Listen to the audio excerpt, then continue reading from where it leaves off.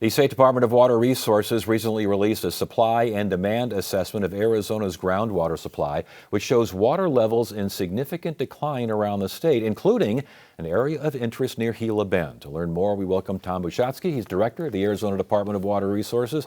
Tom, always a pleasure. Good to have you here. Let's start with this Gila Bend water basin. What's going on out there? It sounds like I'm seeing severe decline.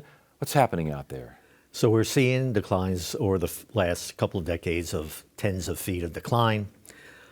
So there are serious issues also with subsidence. So subsidence can create cracks in the earth, the surface.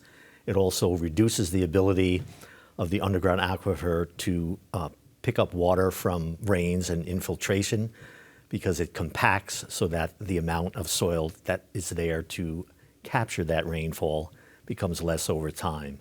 And the groundwater levels are dropping.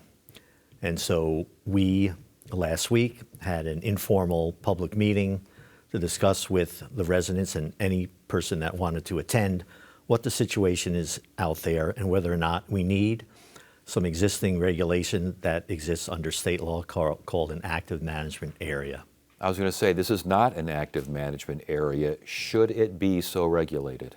So we have to go through a process that is both technical, that requires me to have public hearings, take information from the residents and the local officials, and go through the process before I would create an AMA. But that's about, do we need to preserve groundwater levels in the basin? Is there subsidence or earth fissuring, the cracks at the surface? Or is there a water quality problem? And those are the three technical prongs. And based on the meeting I had last week, I'll take information to decide if I'm going to move forward to the more formal process that is outlined under state law. It sure sounds like it should have some sort of designation. What are you hearing from farmers? I mean, it's mostly farms out there. What are you hearing from folks out there? So I think they're really concerned about what the implications will be. Really what the AMA will do, the active management area, is require conservation efficiency measures for their water use. They'll have to report all their water use, which they do not have to do right now. And home building will be subject to a 100-year requirement for renewable supplies. But we're not going to be shutting down any of the businesses, any of the farms. It's really about making sure that we have conservation and efficiency to kind of help stabilize the reduction of the groundwater levels in that area. And this is ancient water, is it not? This is the stuff that's been there forever. It's largely ancient water. When the Gila River flows, occasionally when the dams upstream, the Salt River Project dams, for example, can't hold all the water, you get some recharging of the underground aquifer, but quickly, even as early as the next year, you start to see the water level in those wells decline again.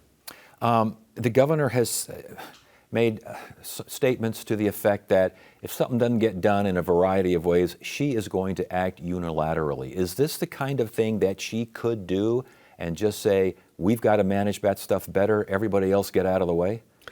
And she's talked about, the executive taking action, and definitely under the law, I have this opportunity to consider creating an active management area. So this is one of those executive actions that could occur. And again, the people out there are afraid that if you get under this act, what happens when you're under an active management area? You can't take their farms away from them, but is it a de facto removal of their livelihood?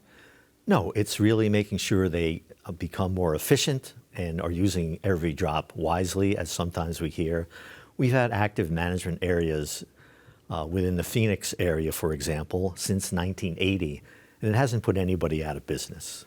Okay, I want to get to the supply and demand assessment because that was done a little bit earlier, but it's still relatively recent here. What is that, and what did you find? It sounds to me like you found an awful lot of areas around the state that are having some real problems. So again, in 2022, the legislature required DWR to look at all of the groundwater basins in the state, 51 basins, on a 5-year rotating basis. We did the first 7 of those and published those results last December.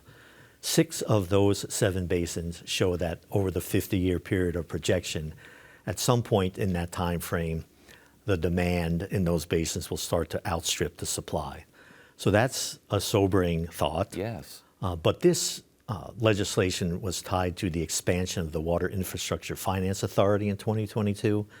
That authority got the ability to do some potential augmentation. That's probably further out into the future, but also money to do conservation grants and other things like that.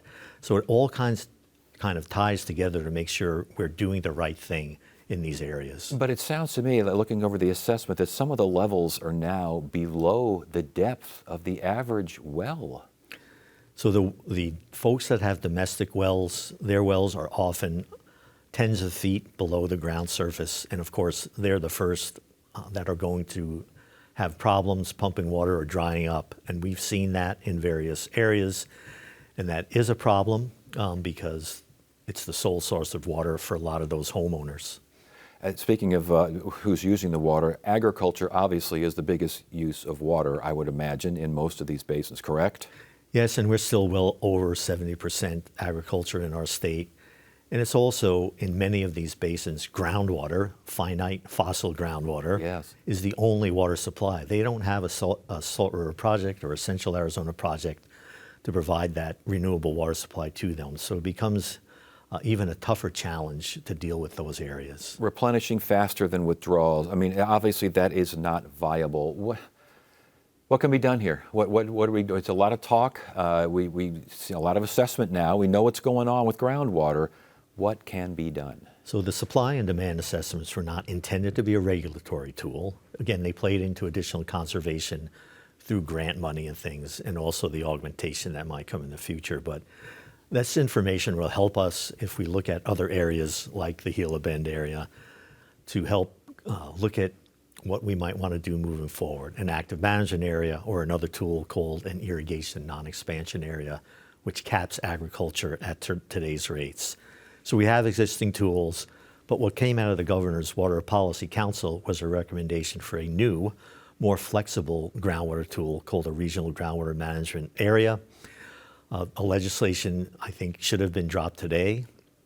There's a competing Republican piece of legislation. We think that the rural groundwater management area legislation gives more flexibility and can be tailored more accurately to the conditions in these groundwater basins, which are never the same between basin to basin. Right. And so we developed this tool with the help of the Water Policy Council, and I hope that that can move forward and give us that new tool rather than just the two existing tools, the AMAs and the INAs. Very interesting stuff. Tom Bushotsky, Arizona Department of Water Quality. Thank you so much for joining us, and thank you for the update. We appreciate it. Thanks, Ed. I always enjoy it. Thank you.